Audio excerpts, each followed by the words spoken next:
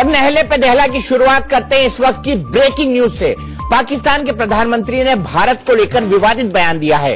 भारत में मुसलमानों को दोयम दर्जे की नागरिकता है, ऐसा इमरान खान का दावा है। इमरान खान ने नसीरुद्दीन शाह के बयान का समर्थन किया है। नसीर जो अब कह रहे हैं वो जिन्ना पहले समझ चुके थे, ये कहना है इमरान खान का। नसीर ने मुसलमानों को लेकर जो चिंता जाहिर की है वो सही है, ये भी कहना है इमरान खान का। दरअसल नसीरुद्दीन शाह ने कहा था कि देश में असहिष्णुता बढ़ रही है और उन्होंने एक वाकये का उदाहरण देकर, खासकर से जो बुलंदशहर में हुआ था उसका उदाहरण देकर ये कहा था कि गाय की जान अब ज्यादा कीमती हो गई है एक इंस्पेक्टर की जान से।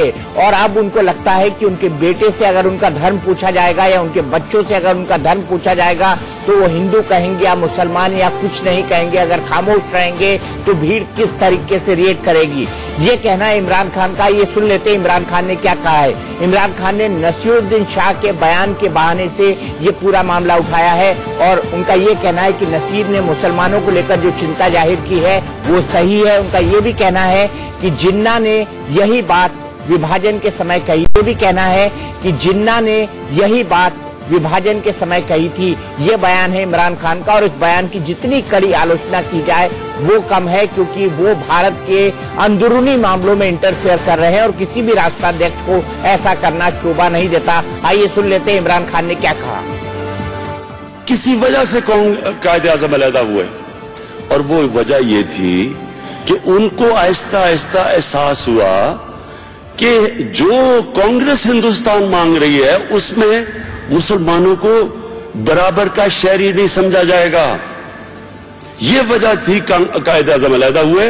उन्होंने फिर पाकिस्तान की पूरी मूवमेंट चलाई इसलिए कि वो एक आजाद मुल्क में रहना चाहते थे, वो एक सेकंड क्लास सिटीजन नहीं रहना चाहते थे। ये थी कायदे आजम की सारी। और आज के हिंदुस्तान में मैं अभी वो नसीरुद्दीन शाह का पढ़ा था जो एक्टर, वो जो आप बातें कर रहे हैं वो सारी वो चीजें हैं जो कायदे आजम तब कर चुके थे कि उन्होंने कहा था कि हिंदुस्तान में मुसलमानों को बराबर का शहरी नहीं समझा जाएगा। वो आज हिंदुस्तान में हो रहा है। तो हमने इससे क्या सबक सीखना है? हमने पाकिस्तान को वो मुल्क बनाना है जिधर हमारी अक़लियतों को बराबर के हुकूक मिले, वो बराबर के शहरी हों।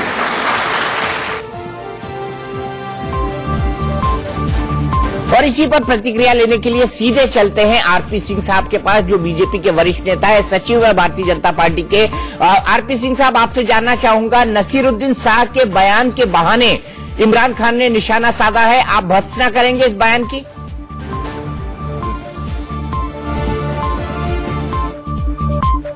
आरपी सिंह साहब, आपको मेरी आवाज आ रही है? लगता है आरपी सिंह साहब से हमारा संपर्क नहीं हो पा रहा है। एक बार फिर से उनसे जुड़ने की कोशिश करेंगे, कांग्रेस के नेताओं से भी जुड़ने की कोशिश करेंगे, क्योंकि नसीर के इस बयान को लेकर कांग्रेस पार्टी ने भी उनकी राय में अपनी राय जाहिर की थी। नसीरुद्दीन ने क्या कहा था ये भी आपको सुनवाएंगे, लेकिन सबसे पहले आपको बता दें कि इमरान खान ने आज क्या कहा। इमरान खान ने नसीरुद्दीन के बात में बात मिलाते हुए कहा कि कायदे आजम, जो कि मोहम्मद अली जिन्ना को कहा जाता है, वो ये बात विभाजन के वक्त कह गए थे और उन्होंने जो चिंता जाहिर की थी आज नसीर के बयान के बाद वो चिंता सही लग रही है, ऐसा उनका कहना है। इमरान खान के इस बयान की जितनी भी आलोचना की जाए वो कम है, क्योंकि इमरान खान भारत के अंदरूनी मामलों में दखल दे रहे हैं और किसी भी राष्ट्राध्यक्ष को ये शोभा नहीं देता, ये हमारा मानना है। अब सुन लेते हैं अभिनेता नसीरुद्दीन शाह ने क्या कहा था। उन्होंने बुलंदशहर हिंसा के बाद जो बयान दिया था उस पर देश की राजनीति पहले से गरमाई हुई थी। अब पाकिस्तान के पीएम इमरान खान ने इसे इंटरनेशनल विवाद में बदलने की चाल चली है। नसीरुद्दीन शाह ने बुलंदशहर कांड पर क्या कहा था, अब वो भी सुन लेते हैं। कई इलाकों में हम लोग देख रहे हैं कि एक गाय की मौत को ज्यादा अहमियत दी जाती है एक पुलिस अफसर की मौत के बनिस्बत। मुझे फिक्र होती है अपनी औलाद के बारे में सोचकर, क्योंकि उनका मजहब ही नहीं है। फिक्र मुझे होती है अपने बच्चों के बारे में, क्योंकि कल को उन्हें कोई अगर एक भीड़ ने घेर लिया कि तुम हिंदू हो या मुसलमान, तो उनके पास किसी वजह से कायदे आजम अलहदा हुए। तो इमरान खान ने क्या कहा ये आपको एक बार फिर से सुनवा देते हैं, क्योंकि इमरान खान ने नसीरुद्दीन शाह के सुर में लाया है। हालांकि एक राष्ट्राध्यक्ष के मुंह से ऐसा बयान शोभा नहीं देता। नसीर ने क्या कहा ये आपने सुना, अब सुनिए इमरान खान ने क्या कहा। इसलिए कि वो एक आजाद मुल्क में रहना चाहते थे, वो एक सेकंड क्लास सिटीजन नहीं रहना चाहते थे। ये थी कायदे आजम की सारी। और आज के हिंदुस्तान में मैं अभी वो नसीरुद्दीन शाह का पढ़ रहा था, जो एक्टर, वो जो आप बातें कर रहे हैं, वो सारी वो चीजें हैं जो कायदे आजम तब कर चुके थे। कि उन्होंने कहा था कि हिंदुस्तान में मुसलमानों को बराबर का शहरी नहीं समझा जाएगा, वो आज हिंदुस्तान में हो रहा है। तो हमने इससे क्या सबक सीखना है? हमने पाकिस्तान को वो मुल्क बनाना है जिधर हमारी अक़लियतों को बराबर के हुकूक मिले, वो बराबर के शहरी हों। और अब बात कुछ अन्य खबरों की। कांग्रेस अध्यक्ष राहुल गांधी जीएसटी के 28% वाले स्लैब को गब्बर सिंह टैक्स बताकर सरकार पर ताना मारते थे। आज जीएसटी काउंसिल ने कई वस्तुओं को 28% टैक्स स्लैब से बाहर कर दिया। आम लोगों के लिए राहत की बड़ी खबर है। जीएसटी काउंसिल की आज 31वीं मीटिंग हुई, जिसमें आम लोगों की जरूरत के सामान को 28% के स्लैब से बाहर निकालना ही एजेंडे में था। मीटिंग में तय हुआ कि अब 18% जीएसटी 32 इंच के जो टेलीविजन सेट है उन पर लगेगा। वीडियो गेम, लिथियम बैटरी वाले पावर बैंक, 100 रुपए से ज्यादा महंगे cinema ticket, digital camera, video camera recorder, crank, pulley, gear box जैसे auto parts, retreaded pneumatic rubber के टायर पर 28% की बजाय सिर्फ 18% जीएसटी लगेगा। यूजर्स के लिए pulleys, transmission shaft, cranks, gear boxes, monitors and television screens, इसको रिवाइज किया है अप टू 32 इंचेस। जो नॉर्मल साइज का टेलीविजन आता है उसको भी 28 से 18 कर दिया गया है। Retreated tyres, power banks of lithium ion batteries, वो ऑलरेडी 18 में थी। उसमें एक कैटेगरी थी जो अभी 28 में थी, उसको भी इसमें ले आए हैं। कुछ छोटे आइटम हैं स्पोर्ट्स के साथ connected, video games and other sports related items, उनको भी हटा दिया गया। ये सब 28 से 18 में ले आए हैं। जीएसटी काउंसिल ने हज जैसी धार्मिक यात्राओं के लिए विशेष हवाई उड़ानों पर लगने वाली जीएसटी के स्लैब में भी बदलाव किया। धार्मिक यात्राओं की विशेष उड़ानों पर इकोनॉमी क्लास टिकट पर जीएसटी 18% था, जिसे घटाकर 5% कर दिया गया है। वहीं बिजनेस क्लास टिकट पर जीएसटी को 18% से घटाकर 12% कर दिया गया है।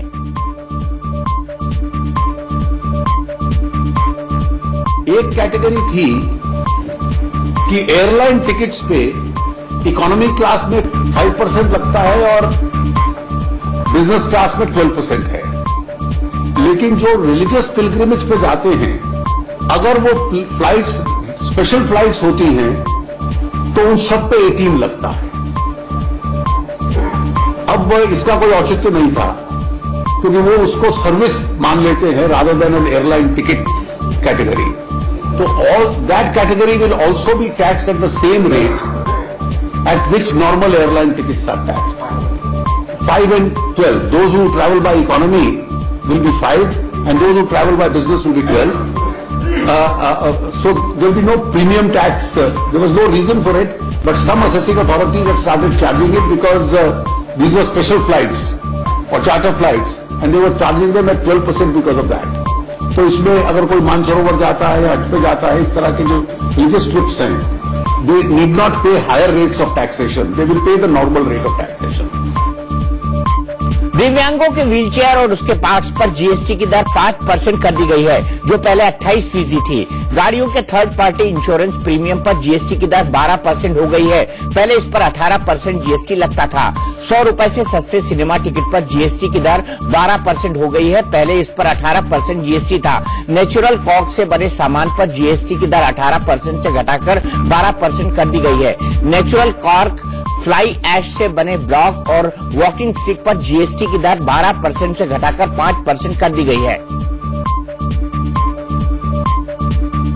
म्यूजिक की किताबों को जीएसटी के 0% स्लैब में डाल दिया गया है। पहले इस पर 12% जीएसटी था। फ्रोजन और डिब्बा बंद कच्ची या उबली सब्जियों को भी 0% के स्लैब में रखा गया है, जबकि पहले इन पर 5% जीएसटी लगता था।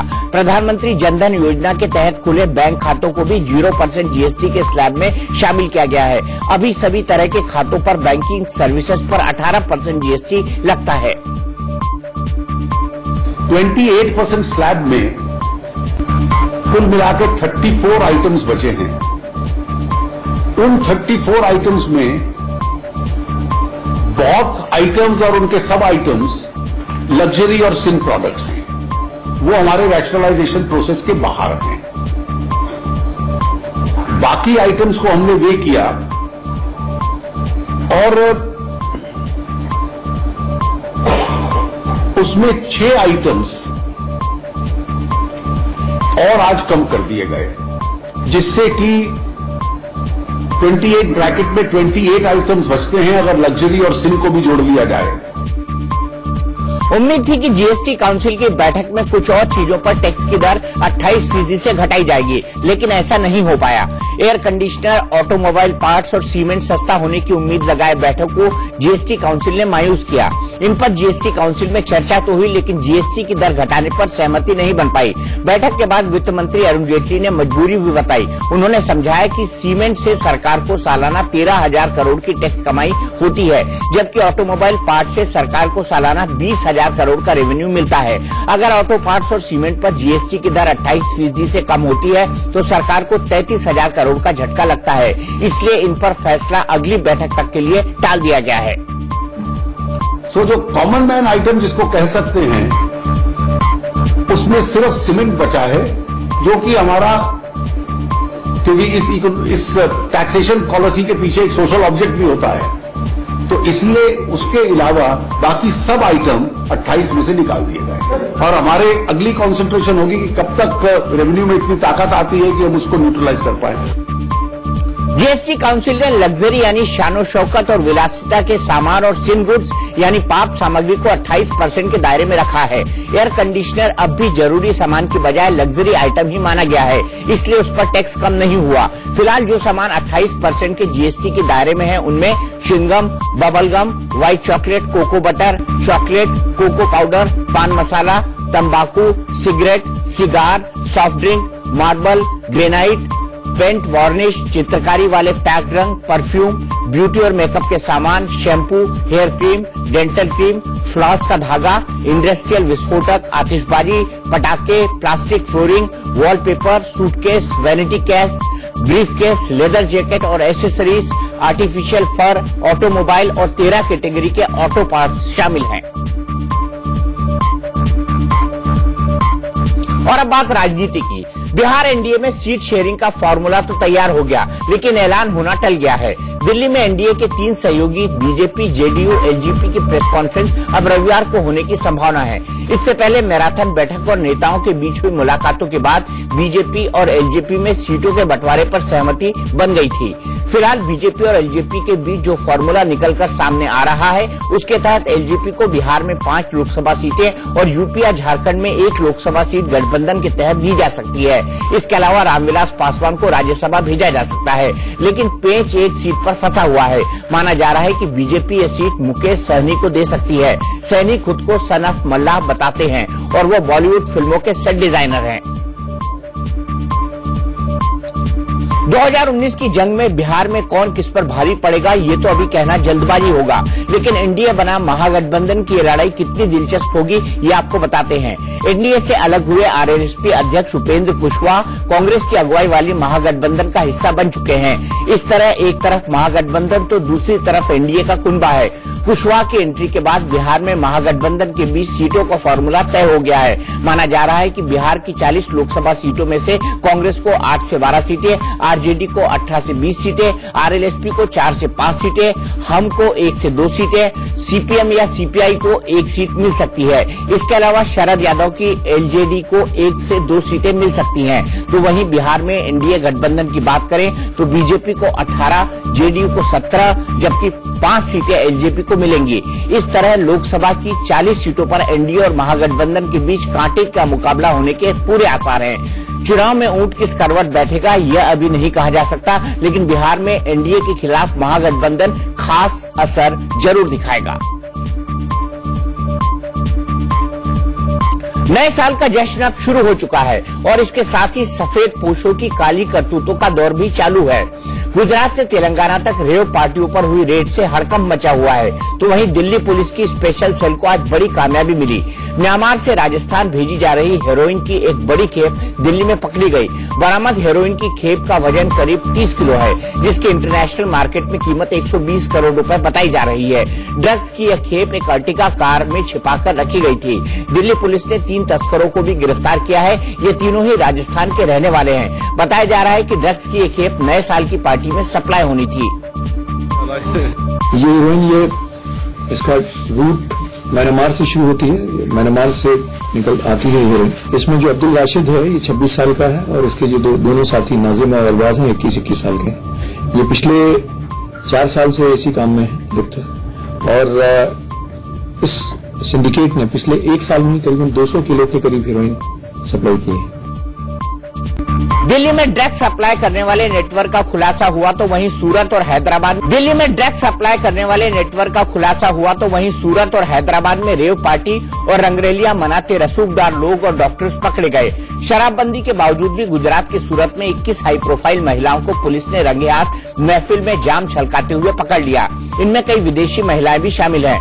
पुलिस ने ओएस्टर होटल में छापेमारी कर बियर और शराब की कुल 12 बोतलें जब्त की। वहीं हैदराबाद पुलिस ने समीरपेट इलाके में बने एक फार्म हाउस पर छापा मारा, जहां रेव पार्टी करते हुए 7 डॉक्टर्स और कुछ लड़कियों को हिरासत में लिया गया। मध्य प्रदेश, छत्तीसगढ़ और राजस्थान में मुख्यमंत्री बनने के बाद मंत्रिमंडल का आकार कैसा होगा यह अभी तक तय नहीं है। न ही मंत्रिमंडल को शपथ कब दिलाई जाएगी ये तय हो पाया है। सूत्रों का दावा है कि मंत्रिमंडल गठन को लेकर तीनों ही राज्यों में जबरदस्त खींचतान चल रही है। यही वजह है कि मंत्रियों के नामों का फैसला राष्ट्रीय अध्यक्ष राहुल गांधी के दखल से होगा। इसी सिलसिले में आज फिर तीनों राज्यों के बड़े नेताओं ने दिल्ली में कांग्रेस अध्यक्ष राहुल गांधी से मुलाकात की, जिसके बाद कयास लगाए जा रहे हैं कि जल्द ही मंत्रियों के नामों का ऐलान हो सकता है। सूत्रों की मानो तो मध्य प्रदेश और छत्तीसगढ़ में आज देर रात तक मंत्रियों के नाम का ऐलान हो जाएगा।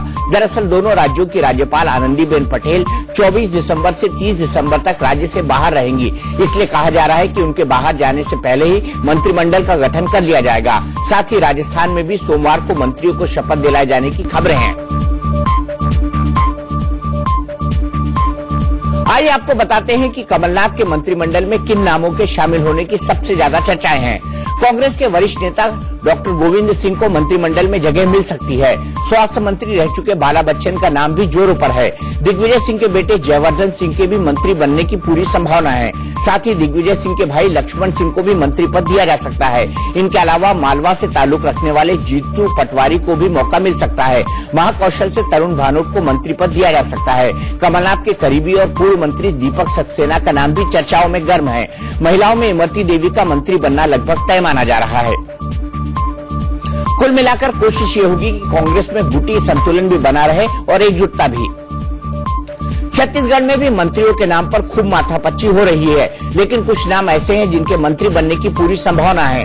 मोतीलाल वोरा के बेटे अरुण वोरा को बघेल मंत्रिमंडल में मंत्री बनाया जा सकता है। दिग्विजय सिंह सरकार और अजीत जोगी सरकार में मंत्री रह चुके सत्यनारायण शर्मा का नाम भी चर्चा में है।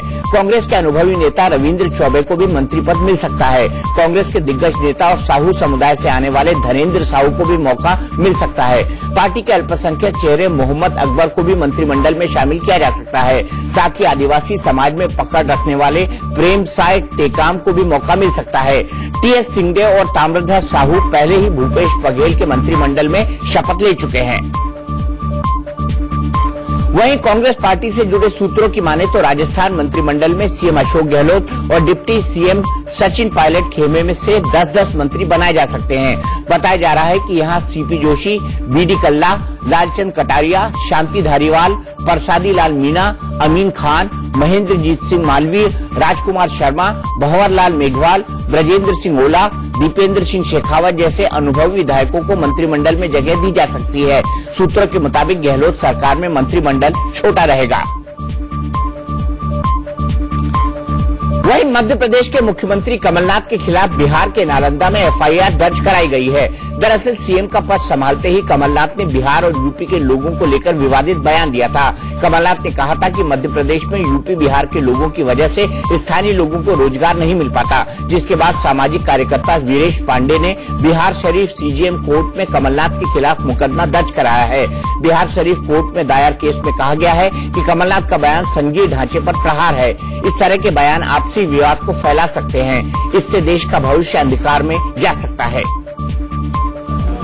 हमने माननीय मुख्यमंत्री कमलनाथ जी मध्य प्रदेश के खिलाफ सीजेएम कोर्ट में मैंने मुकदमा दर्ज किया है। उन्होंने बिहार और यूपी वालों को पर जो अपमानित या जो टिप्पणी की है वह अशोभनीय है, इसके खिलाफ मैंने मुकदमा दर्ज किया है।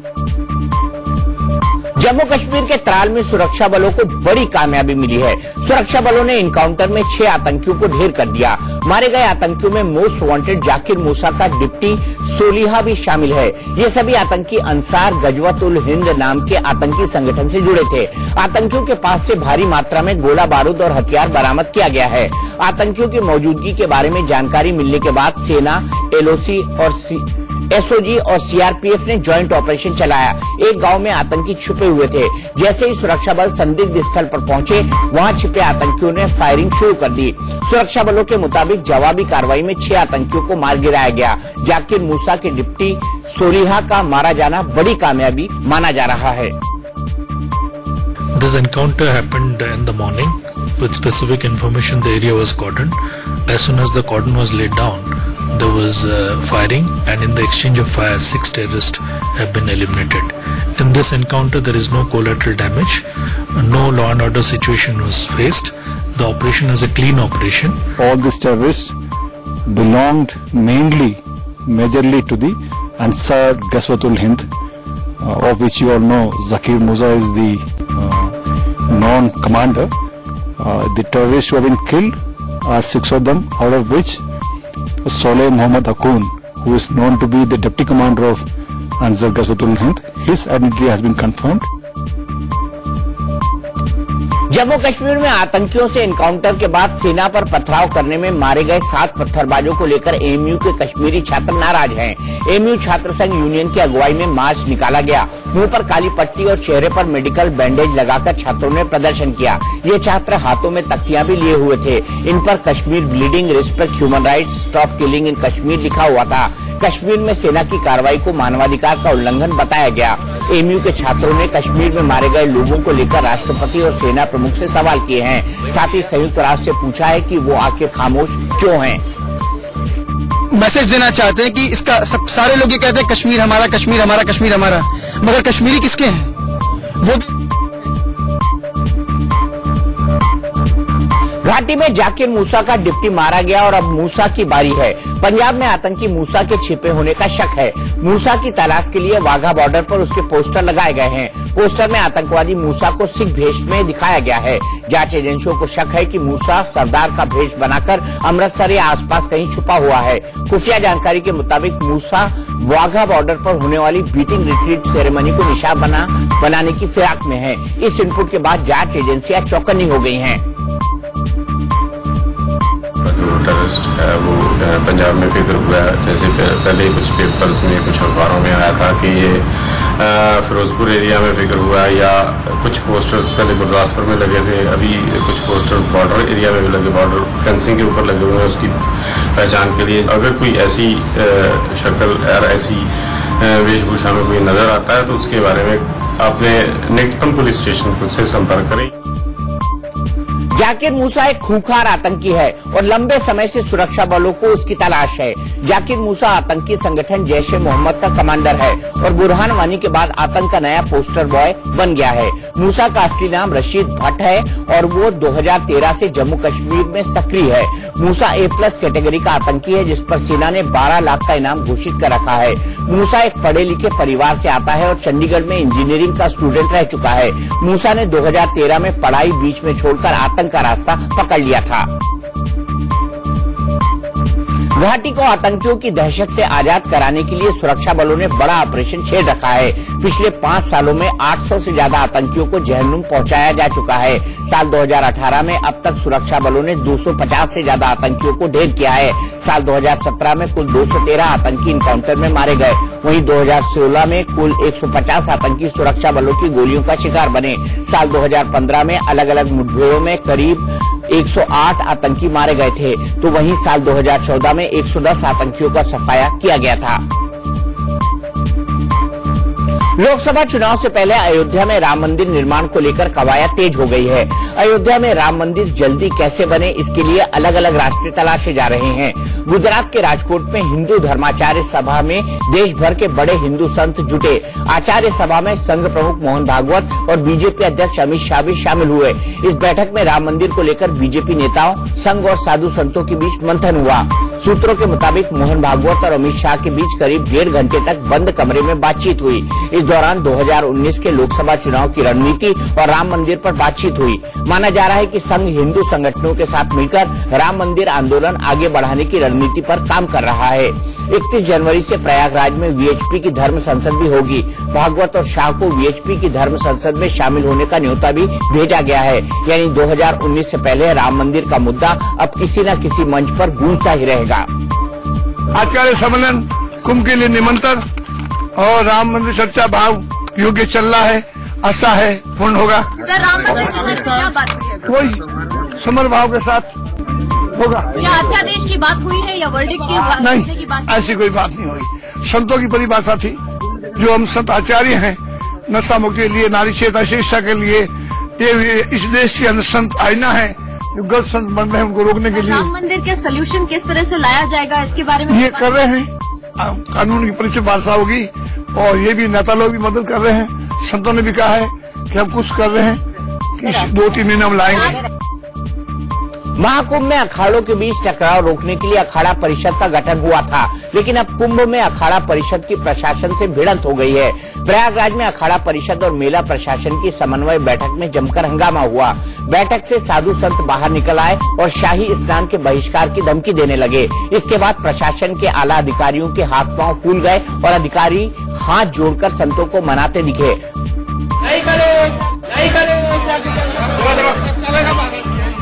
बिल्कुल नहीं, बिल्कुल नहीं, कोई अखाड़ा जो है शाही स्नान नहीं करेगा। हमारी परंपरा को तो जो है परंपरा नहीं टूटेगी, हमारी बिल्कुल नहीं करेंगे स्नान। हमारी परंपरा पूरी होगी, कोई अखाड़ा नहीं करेगा, सब चलेगा। हमारी परंपरा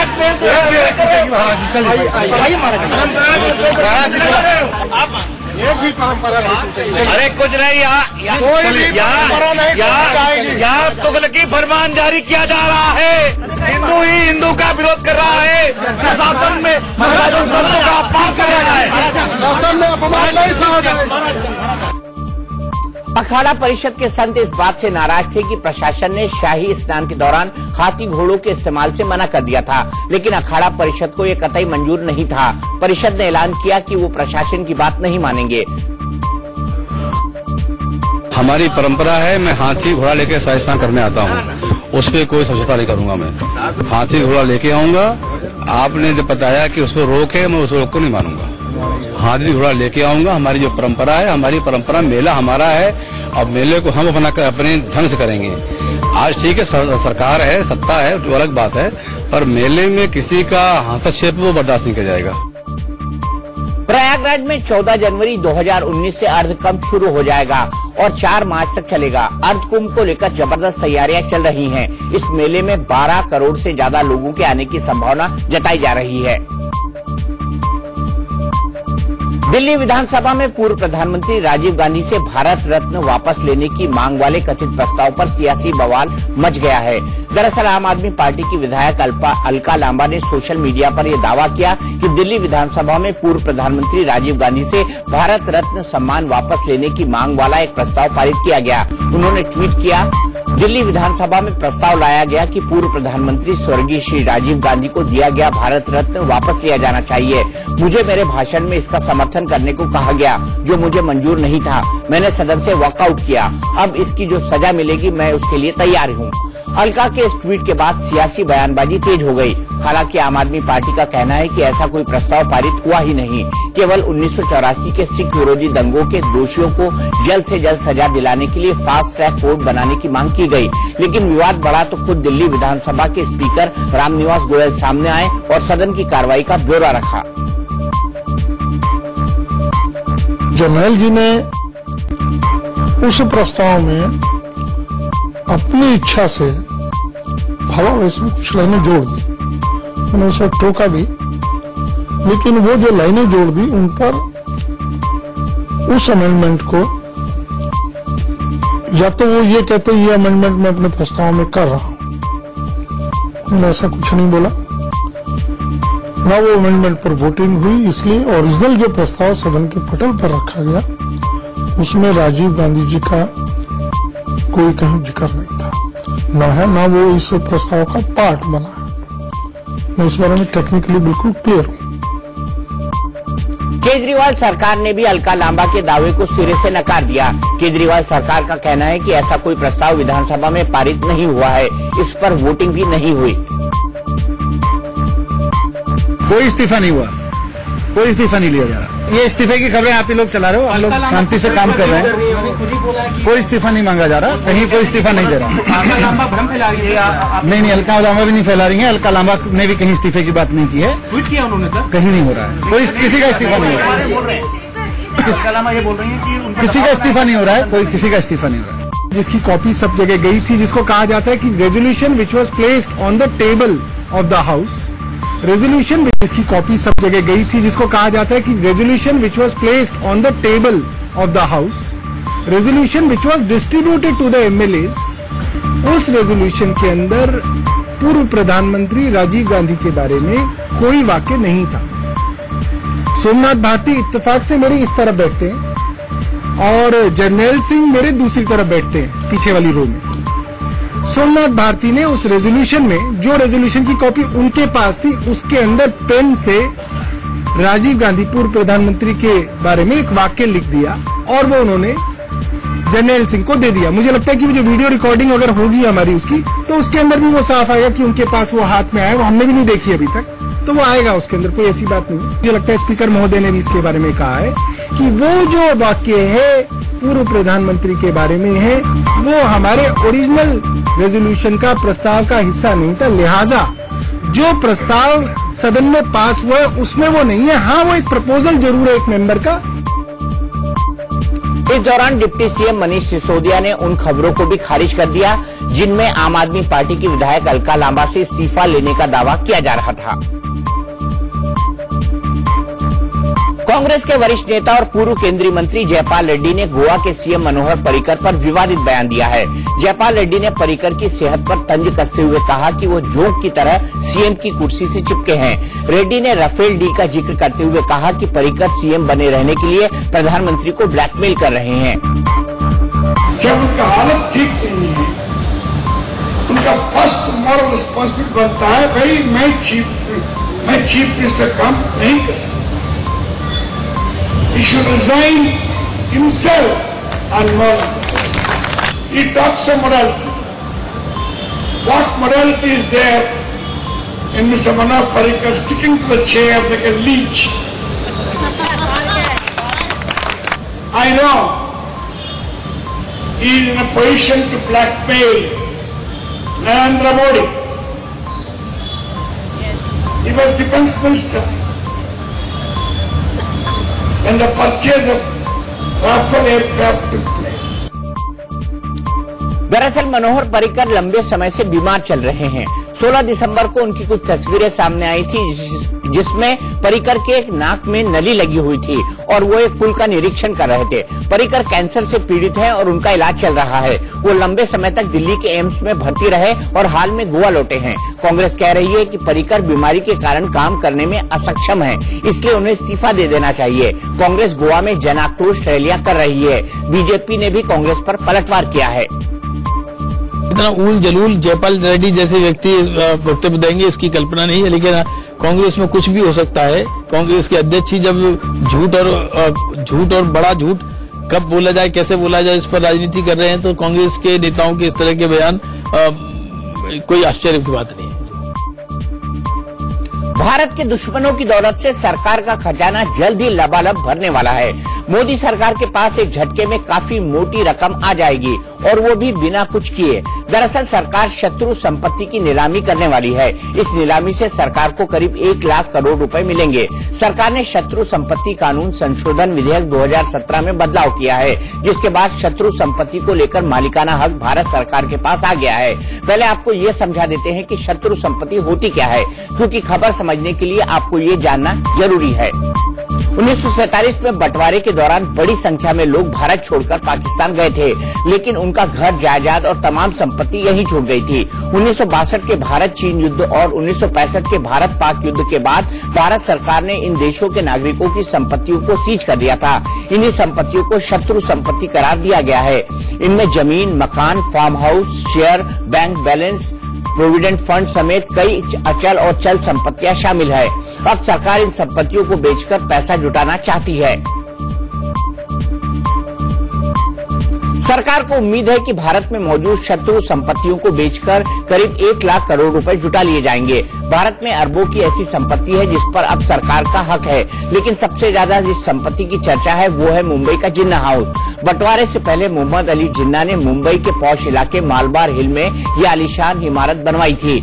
बंटवारे के बाद जिन्ना पाकिस्तान चले गए और ये घर यहीं रह गया। अब इस इमारत पर विदेश मंत्रालय का हक होगा। जिन्ना हाउस पर विदेश मंत्रालय इंटरनेशनल कन्वेंशन सेंटर बनाने जा रहा है। इसे दिल्ली के हैदराबाद हाउस की तर्ज पर विकसित किया जाएगा। आइए जरा जिन्ना हाउस का इतिहास भी जान लेते हैं। 1936 में मोहम्मद अली जिन्ना ने मुंबई में अपने लिए शानदार घर बनवाया था। इस इमारत को बनवाने में तब 2 लाख रुपए लागत आई थी।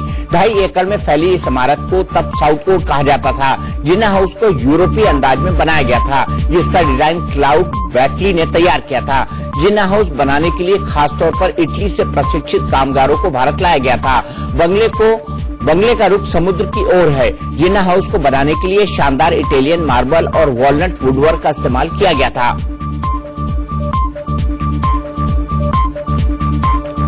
जिन्ना हाउस कोई आम रिहायशी इमारत नहीं है। मुंबई में जिन्ना हाउस का ये घर बंटवारे का गवाह रहा है। जिन्ना हाउस पाकिस्तान के निर्माण के लिए मुस्लिम लीग के आंदोलन का केंद्र था।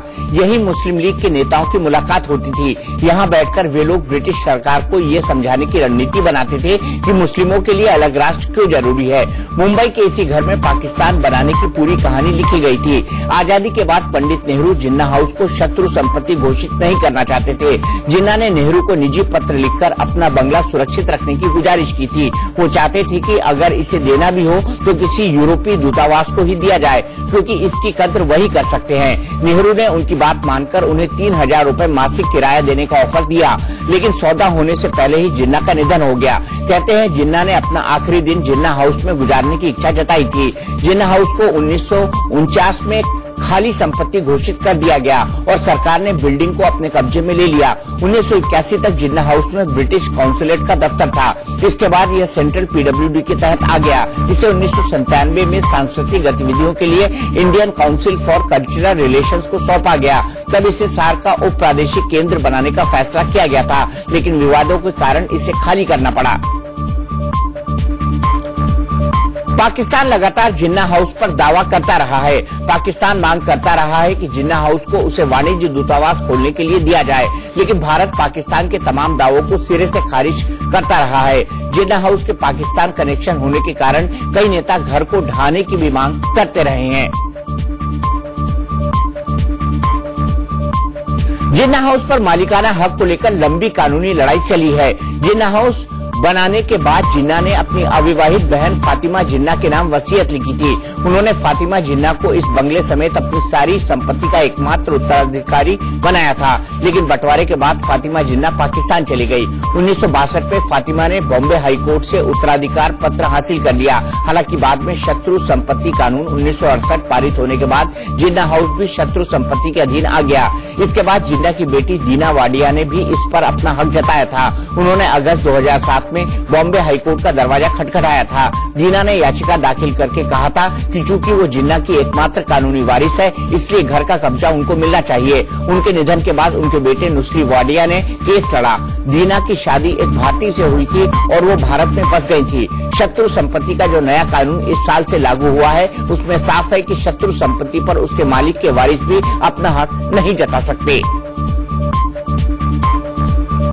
किसी जमाने में जिन्ना हाउस जितना शानदार हुआ करता था, आज उसकी हालत उतनी ही खराब है। मुंबई में जिन्ना हाउस से इंडिया न्यूज की एक्सक्लूसिव रिपोर्ट देखिए। मुंबई के जिस जिन्ना हाउस में मोहम्मद जिन्ना ने बैठकर भारत विभाजन का पूरा षड्यंत्र रचा और वह कई सालों से लगातार कबाड़ खाना पड़ा हुआ है। हम इस वक्त आपको वही जिन्ना हाउस दिखा रहे हैं मुंबई का, जो इस वक्त यहाँ पर कबाड़ खाना हो चुका है, लेकिन अब यहाँ पर गुलजार होगा, क्योंकि इसमें भारत सरकार ने मंजूरी दे दी है। यहाँ के जो लोकल विधायक है, स्थानीय विधायक है मंगल प्रभात तोड़ा, उन्होंने भारत सरकार को पत्र लिखा था। पत्र में लिखकर उन्होंने साफ मांग की थी कि ये जिस तरीके से दिल्ली में जो हैदराबाद हाउस है उसकी तमाम जो विकसित करके वहाँ पे तमाम ऐसी योजनाएं की गई ताकि उसका अच्छा यूज होता है आज के डेट में। इसी तरीके से मुंबई का जो जिन्ना हाउस है, मुंबई के मलबार इलाके में काफी पॉश इलाका है और इस इलाके के जिन्ना हाउस को यहाँ पर इसको बदल कर यहाँ तमाम सुविधाएं दी जाए। यहाँ पर तमाम तरीके से मीटिंगें हुआ करेंगे और यहाँ पर इंटरनेशनल सेंटर बनने जा रहा है। इसके लिए भारत सरकार ने सहमति दे दी है। जिन्ना हाउस की अनुमानित कीमत 2600 करोड़ से भी ज्यादा है। गृह मंत्रालय ने पूरे देश में शत्रु संपत्तियों का लेखा जोखा तैयार किया है, जिसके मुताबिक देश में 9,280 अचल संपत्तियां हैं। इन तमाम संपत्तियों की कीमत 1 लाख करोड़ रुपए भी से ज्यादा आंकी गई है। आइए अब आपको ये भी बता देते हैं कि मोदी सरकार ऐसा क्यों कर रही है। दरअसल रुपए में कमजोरी और कच्चे तेल की बढ़ती कीमतों ने मोदी सरकार के खजाने को काफी नुकसान पहुंचाया है। राजकोषीय घाटे से भी सरकारी खजाने की बैलेंस शीट खराब हुई है। नोटबंदी और जीएसटी का असर भी अर्थव्यवस्था पर हुआ है। अब बिना कुछ निवेश किए सरकार को सीधे 1 लाख करोड़ का फायदा हो जाएगा। आइए आपको ये भी समझा देते हैं कि शत्रु संपत्ति केस में देश का कानून क्या कहता है। संशोधित विधेयक में कस्टोडियन को शत्रु संपत्ति का मालिक बना दिया गया है। ये व्यवस्था 1968 से भी प्रभावी मान ली गई है। साथ ही शत्रु संपत्ति की अब तक हुई बिक्री गैर कानूनी घोषित कर दी गई है। भारतीय नागरिक विरासत में शत्रु संपत्ति दूसरे को नहीं दे सकते। दीवानी अदालतों को कई मामले में शत्रु संपत्ति से जुड़े मुकदमे पर सुनवाई का हक नहीं होगा। इसका नतीजा ये है कि किसी भारतीय नागरिक ने कोई शत्रु संपत्ति खरीदी है या उसे विकसित किया है तो कानूनी तौर पर उससे संपत्ति को वापस लिया जा सकता है। इस मामले को सिर्फ हाई कोर्ट और सुप्रीम कोर्ट में ही उठाया जा सकता है। नहले पे दहला में फिलहाल एक ब्रेक, लेकिन ब्रेक के बाद भी रफ्तार और विस्तार से खबरों का सिलसिला लगातार जारी है।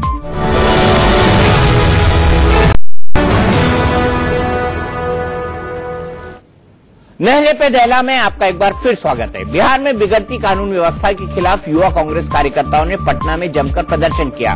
कांग्रेस कार्यकर्ताओं ने सीएम आवास के पास बैरिकेडिंग तोड़ने की कोशिश की। इस दौरान पुलिस कर्मियों ने कार्यकर्ताओं को रोका, लेकिन कार्यकर्ता मानने को तैयार नहीं थे, जिसके बाद पुलिस ने उन्हें रोकने के लिए वाटर कैनन का इस्तेमाल किया। इस दौरान कई कार्यकर्ताओं को पुलिस ने हिरासत में भी लिया।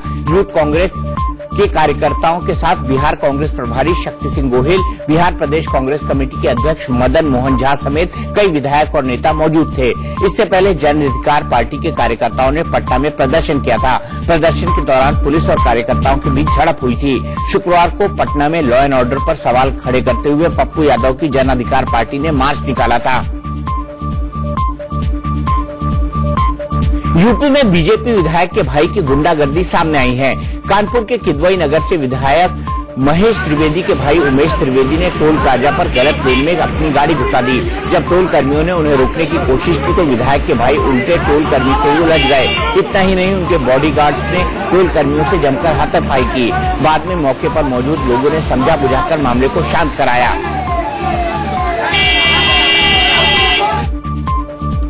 लखनऊ में एक स्कूल में बेरहम टीचर की हैवानियत सामने आई है। दरअसल पहली क्लास में पढ़ने वाली छात्रा से जब टीचर ने ब्लैक बोर्ड पर गणित का सवाल पूछा तो बच्ची जवाब नहीं दे पाई। इसके बाद आरोपी टीचर को इतना गुस्सा आया कि वो आग बबूला हो गया और उसने न सिर्फ बच्ची को बेरहमी से पीटा बल्कि उसके बाल पकड़कर नोच डाले। स्कूल की छुट्टी के बाद छात्रा रोते हुए जब घर पहुंची तो उसने अपने माता पिता को आपबीती सुनाई। पुलिस ने परिजनों की शिकायत पर आरोपी टीचर विनोद कुमार के खिलाफ केस दर्ज कर लिया है।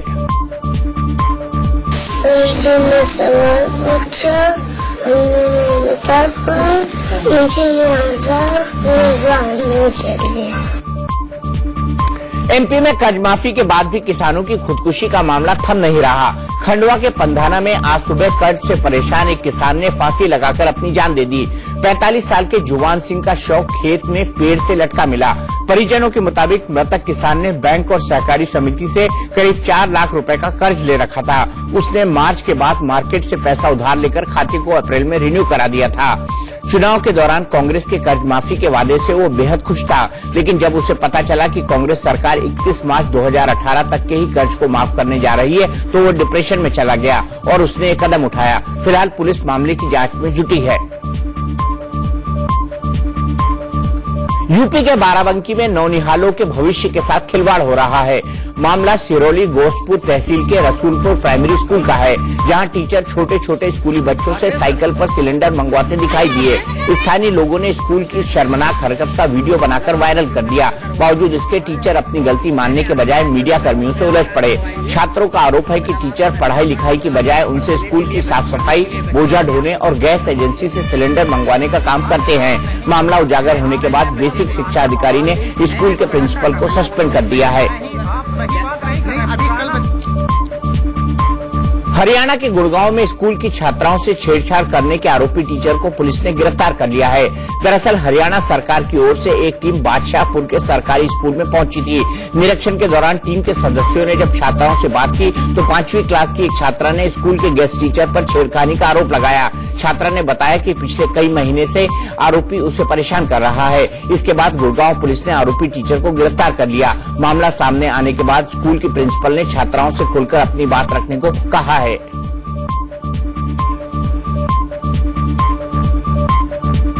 नहले पे दहला में फिलहाल एक ब्रेक के बाद हम आपको बताएंगे कि क्या अमेरिका कंगाल होने जा रहा है।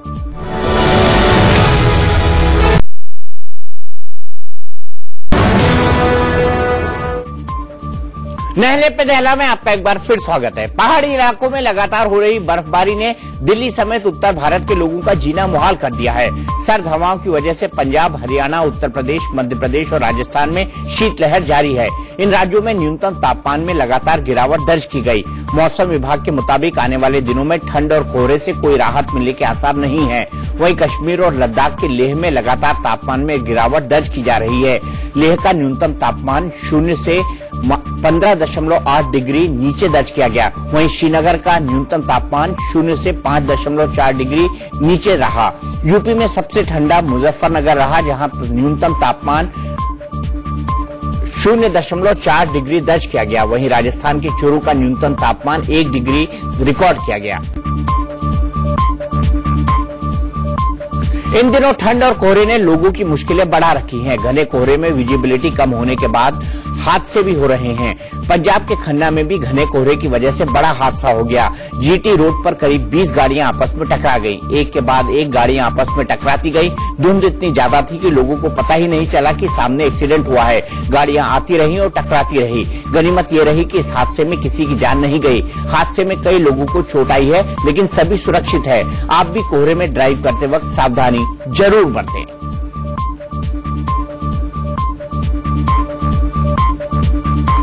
अमेरिका में एक बार फिर आर्थिक शटडाउन हो गया है। कहा जा रहा है कि क्रिसमस से पहले राष्ट्रपति डोनाल्ड ट्रंप के पास अपने कर्मचारियों को देने के लिए पैसे नहीं है, जिसकी वजह से करीब 4 लाख कर्मचारी छुट्टी पर भेज दिए गए हैं, जबकि आपातकालीन सेवाओं से जुड़े करीब 4 लाख कर्मचारी बिना वेतन के ही काम करेंगे। दरअसल राष्ट्रपति ट्रंप ने धमकी दी थी कि अगर यूएस मेक्सिको बॉर्डर पर दीवार बनाए जाने के लिए फंड जारी नहीं किया गया तो उनकी सरकार शुक्रवार शनिवार आधी रात से शटडाउन करेगी।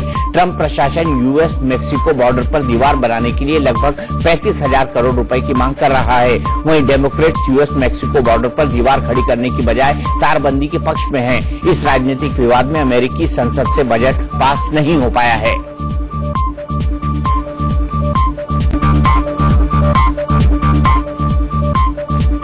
नहले पे दहला में आज के लिए इतना ही। दरदार 10 के लिए सीधे चलते हैं रवि शर्मा के पास। रवि।